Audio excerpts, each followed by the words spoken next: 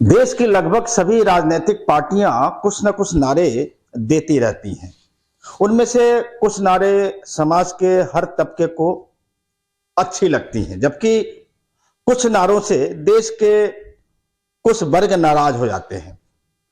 Baspa supremo और उत्तर प्रदेश की पूर्व मुख्यमंत्री मायावती के भतीजे ने भी एक ऐसा ही नारा दिया है। अपनी राजनीतिक जमीन बचाने की जद्दोजहद में उलझी बसपा अब इस नारे के साथ चुनाव मैदान में उतरेगी। मायावती के भतीजे ने ट्वीट करके इस नारे की जानकारी दी है। नारा है, अधिकार मांगोगे तो अधिकार देंगे, सम्मान मांगोगे तो सम्मान देंगे। आखिर आकाश आनंद ऐसा नारा क्यों आकाश आनंद ने ऐसा नारा क्यों दिया है और इस नारे के जरिए वह क्या संदेश देना चाह रहे हैं? क्योंकि उनके नारे ने अन्य पार्टियों को सोचने पर मजबूर कर दिया है। इस नारे के सहारे वो क्या करना चाहते हैं, क्या कहना चाहते हैं, हम बताएंगे विस्तार से इस वीडियो के जरिए।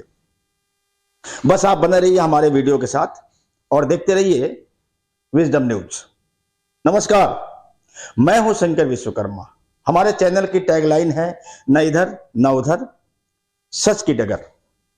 हमारी कोशिश रहती है कि अपनी टैगलाइन के मुताबिक ही हम अपनी खबरों का विश्लेषण करें और रिपोर्ट ऐसी पेश करें जो सच के बेहद करीब हो।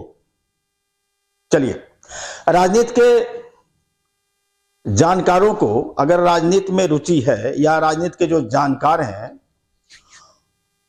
ऐसे लोगों को अच्छी तरह पता होगा कि बहुजन समाज पार्टी ने वर्षों पहले एक नारा दिया था, तिलक तराजू और तलवार, उनको मारो जूते चार। इस नारे के बाद समाज का एक तबका मायावती से सख्त नाराज हो गया था। उस नारे के जरिए सीधे सीधे कुछ जातियों को टारगेट करने की कोशिश की गई थी। कुछ ऐसा ही नारा बिहार के पूर्व मुख्यमंत्री और राजद सुप्रीमो लालू प्रसाद यादव ने भी दिया था, भूरे बाल साफ करो। उस नारे के जरिए भी कुछ लोग नाराज हुए थे। इन दोनों नारों के बाद भले ही एक तबका मायावती और लालू यादव से खफा हो गया था, लेकिन उन जातियों के लोग इन दोनों नेताओं के साथ खड़े हुए थे जिनकी संख्या बहुत ज्यादा है, और शायद उन्हीं जातियों के साथ खड़े होने पर दोनों ने बहुत दिनों तक अपने अपने राज्यों में सत्ता संभाली। लेकिन वह दोनों नारे अब गुजरे जमाने की बातें हो गई। वो नारे बहुत लोग भूल भी चुके होंगे। अब जो नया मामला है वो है कि मायावती के भतीजे आकाश आनंद, जो कि बसपा के नेशनल कोऑर्डिनेटर भी हैं, इन्होंने ट्वीट करके कहा है कि अधिकार मांगोगे तो अधिकार देंगे, सम्मान मांगोगे तो सम्मान देंगे। अब इस नारे के साथ आकाश आनंद कुछ नई रणनीति के साथ राजनीति करना चाहते हैं। अप्रत्यक्ष रूप से यह उन जातियों को लुभाने की कोशिश कर रहे हैं जो शायद अपने आप को उपेक्षित महसूस कर रही हैं या जिनके अधिकारों को हनन करने की कोशिश की जा रही है।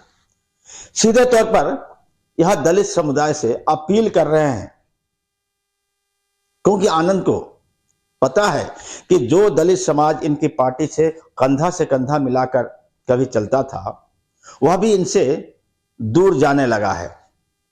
ऐसे में इस नए नारे के साथ वह दलितों को अधिकार दिलाने की बात कर रहे हैं। इस नारे के साथ वह दलितों को सम्मान दिलाने की बात कर रहे हैं। उत्तर प्रदेश का दलित समाज आकाश आनंद के इस नारे को कितने गंभीरता से लेता है, यह तो तभी पता चलेगा जब कोई चुनाव होगा। लेकिन आकाश आनंद के इस नारे की चर्चा होने लगी है और शायद यह भी चर्चा होने लगी है कि अप्रत्यक्ष रूप से मायावती ने आकाश आनंद को अपना उत्तराधिकारी बना दिया है। आकाश आनंद युवा हैं, पढ़े लिखे हैं, संभवतः उन्होंने कुछ सोच समझकर ही ऐसी बातें लिखी हैं। आकाश आनंद को एहसास है, उन्हें मालूम है कि उत्तर प्रदेश में सत्ता पर एक बार फिर अगर काबिज होना है तो दलितों के संपूर्ण वोटों को अपने पाले में करना ही होगा। आधे अधूरे दलितों के वोटों से न तो उनकी पार्टी जीतने वाली है और न ही उत्तर प्रदेश की सत्ता में उनकी वापसी होने वाली है। नमस्कार।